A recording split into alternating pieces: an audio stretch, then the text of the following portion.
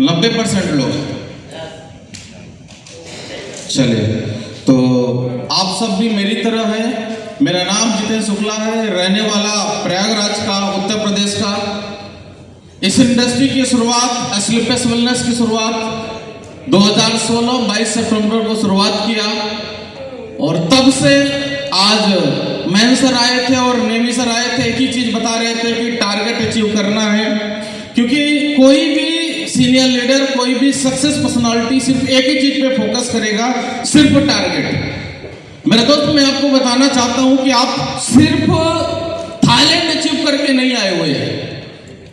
बहुत सारे मेरे जैसे लोग होंगे जो अपने खानदान का इतिहास लिखे हैं, जिन्होंने स्लीपलेस वेलनेस में इससे पहले कभी उन्होंने पासपोर्ट बनवाने की ना तो सोचा था, ना ही जरूरत थी, लेकिन स्लीपलेस वेलनेस की शुरुआत किया और शुरुआत करने की वजह से जब टोपाज बने या कंपनी का कोई बोनांजा टारगेट आया, तो जब आपने उसको क्वालिफाई किया तो आपको पासपोर्ट बनवाना पड़ा।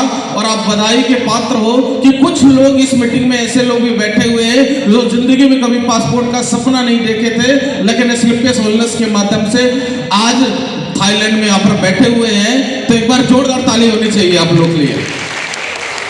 ये हल्की ताली है, हम लोग इंडिया में नहीं है, हम लोग थाईलैंड में हैं। और एक बार जोरदार ताली होनी चाहिए हमारे COMD doctor Sanjeev Kumar sir को कि उन्होंने इतनी सोच ली, ऐसे प्लेटफॉर्म बनाया और ऐसे ऐसे हमारे बीच में बहुत सारे सक्सेस, बहुत सारे गुरु। एक बार जोरदार ताली होनी चाहिए हम सबके महागुरु मिस्टर महिपाल सर के लिए कि उनके माध्यम से हमें मौका मिला, शिव कुमार गुरुदेव के लिए। और हमारे बीच में बैठे हुए हैं, नाम पहचान बताने की जरूरत नहीं है, क्योंकि उनका नाम जिसकी जिंदगी से जुड़ जाता है उसकी जिंदगी ऑटोमेटिक बदल जाती है। एक बार नसीब गुरुदेव के लिए जोरदार ताली होनी चाहिए। और हमारे बीच में बैठे हुए हैं मिस्टर संदीप गुरुदेव, उनके लिए भी जोरदार ताली होनी चाहिए। ये सारे ऐसे लोग हैं जिन्होंने हमें आज, जब स्लीपलेस वेलनेस नहीं मिला था उससे पहले, ना तो कभी बहुत बड़ी सोच थी, ना बहुत बड़ी समझ थी और ना जिंदगी में बहुत बड़े ख्वाब थे, लेकिन स्लीपलेस वेलनेस मिला। क्योंकि मैं एक बात बताऊं, इस हॉल में मेरे हिसाब से 80% लोग ऐसे होंगे जिनका इतना बड़ा ख्वाब नहीं था, जिन्होंने ये नहीं विश्वास किया था कि कभी थाईलैंड जाएंगे।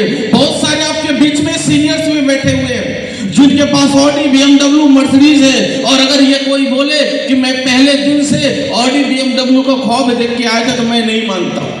मैं इस इंडस्ट्री में सिर्फ और सिर्फ डिजायर चलाने आया था। मैं इस इंडस्ट्री में लाख रुपए महीने कमाने आया था, लेकिन धीरे धीरे इस माहौल, ट्रेनिंग, टारगेट को अचीव करते करते, जब सक्सेसफुल लोगों के बीच रहते रहते विश्वास बढ़ता चला गया, भरोसा बढ़ता चला गया।